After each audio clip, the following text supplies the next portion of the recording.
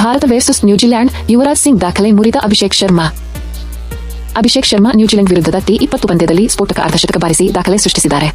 ಕೇವಲ 22 ಎಸೆತಗಳಲ್ಲಿ ಅರ್ಧಶತಕ ಗಳಿಸಿ ನ್ಯೂಜಿಲೆಂಡ್ ವಿರುದ್ಧ ಅತಿ ವೇಗದ ಭಾರತೀಯರೆಂಬ ಹೆಗ್ಗಳಿಕೆಗೆ ಪಾತ್ರರಾಗಿದ್ದಾರೆ. ಇದರ ಜೊತೆಗೆ ಯುವರಾಜ್ ಸಿಂಗ್ ಅವರ T20 ಸಿಕ್ಸರ್ ದಾಖಲೆ ಮುರಿದು 25 ಎಸೆತಗಳಲ್ಲಿ ಅತಿ ಹೆಚ್ಚು ಅರ್ಧಶತಕಗಳನ್ನು ಬಾರಿಸಿದ ವಿಶ್ವ ದಾಖಲೆ ನಿರ್ಮಿಸಿ ಗಮನ ಸೆಳೆದಿದ್ದಾರೆ. ಅವರ 84 ರನ್ ಇನ್ನಿಂಗ್ಸ್ ತಂಡಕ್ಕೆ ಬಲ ನೀಡಿತು. ಟೀಂ ಇಂಡಿಯಾದ ಸ್ಫೋಟಕ ಆರಂಭಿಕ ಆಟಗಾರ ಅಭಿಷೇಕ್ ಶರ್ಮಾ 2026ರ ವರ್ಷವನ್ನು ಅಬ್ಬರದಿಂದ ಆರಂಭಿಸಿದ್ದಾರೆ. ನ್ಯೂಜಿಲೆಂಡ್ ವಿರುದ್ಧದ ಮೊದಲ T20 ಪಂದ್ಯದಲ್ಲಿ ಆರಂಭಿಕನಾಗಿ ಅಬ್ಬರದ ಇನ್ನಿಂಗ್ಸ್ ಆಡಿದ ಅಭಿಷೇಕ್ ತಂಡಕ್ಕೆ ಸ್ಫೋಟಕ ಆರಂಭ ಒದಗಿಸಿಕೊಟ್ಟಿದ್ದಲ್ಲದೆ ಸ್ಫೋಟಕ ಅರ್ಧಶತಕವನ್ನು ಬಾರಿಸಿದ್ದಾರೆ. ಇದು ಈ ವರ್ಷದಲ್ಲಿ ಅಭಿಷೇಕ್ ಅವರ ಮೊದಲ ಅರ್ಧಶತಕವಾಗಿದೆ. ನಾಗ್ಪುರದಲ್ಲಿ ನಡೆದ ಈ ಪಂದ್ಯದಲ್ಲಿ ಟಾಸ್ ಸೋತು ಮೊದಲು ಬ್ಯಾಟಿಂಗ್ ಮಾಡಿದ ಟೀಂ ಇಂಡಿಯಾ ಪರ ಹೊಡಿಬಡಿ ಆಟವನ್ನಾಡಿದ ಅಭಿಷೇಕ್ ಕೇವಲ 22 ಎಸೆತಗಳಲ್ಲಿ 4 ಬೌಂಡರಿ ಮತ್ತು 4 ಸಿಕ್ಸರ್ಗಳ ಸಹಿತ ಅರ್ಧಶತಕ ಬಾರಿಸಿದರು. ಇದರೊಂದಿಗೆ ಅಭಿಷೇಕ್ ಶರ್ಮಾ ಹಲವಾರು ದಾಖಲೆಗಳನ್ನು ಮುರಿದರು. ಈ ಅಬ್ಬರದ ಇನ್ನಿಂಗ್ಸ್ನೊಂದಿಗೆ ಅಭಿಷೇಕ್ ಶರ್ಮಾ ನ್ಯೂಜಿಲೆಂಡ್ ವಿರುದ್ಧ ಅತಿ ವೇಗದ T20 ಅರ್ಧಶತಕ ಬಾರಿಸಿದ ಭಾರತೀಯನೆಂಬ ದಾಖಲೆಯನ್ನು ನಿರ್ಮಿಸಿದರು. ಇದರ ಜೊತೆಗೆ ಅಂತಾರಾಷ್ಟ್ರೀಯ T20 ಕ್ರಿಕೆಟ್ನಲ್ಲಿ ಅತಿ ಹೆಚ್ಚು ಸಿಕ್ಸರ್ ಬಾರಿಸಿದವರ ಪಟ್ಟಿಯಲ್ಲಿ ತನ್ನ ಗುರು ಯುವರಾಜ್ ಸಿಂಗ್ ಅವರ ದಾಖಲೆಯನ್ನು ಮುರಿದರು.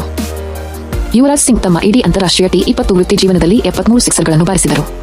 ಆದರೆ ಈ ಪಂದ್ಯದಲ್ಲಿ ಅಭಿಷೇಕ್ 2 ಸಿಕ್ಸರ್ಗಳನ್ನು ಬಾರಿಸುವ ಮೂಲಕ ಈ ದಾಖಲೆಯನ್ನು ಮೀರಿಸಿದರು.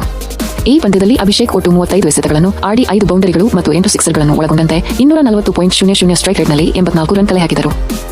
ಈ ಅರ್ಧಶತಕದೊಂದಿಗೆ ಅಭಿಷೇಕ್ ಶರ್ಮಾ ತಮ್ಮ ಅಂತಾರಾಷ್ಟ್ರೀಯ T20 ವೃತ್ತಿ ಜೀವನದಲ್ಲಿ 8ನೇ ಬಾರಿಗೆ 25 ಎಸೆತಗಳಲ್ಲಿ ಅಥವಾ ಅದಕ್ಕಿಂತ ಕಡಿಮೆ ಎಸೆತಗಳಲ್ಲಿ ಅರ್ಧಶತಕ ಗಳಿಸುವ ಮೂಲಕ ಹೊಸ ವಿಶ್ವ ದಾಖಲೆಯನ್ನು ನಿರ್ಮಿಸಿದ್ದಾರೆ.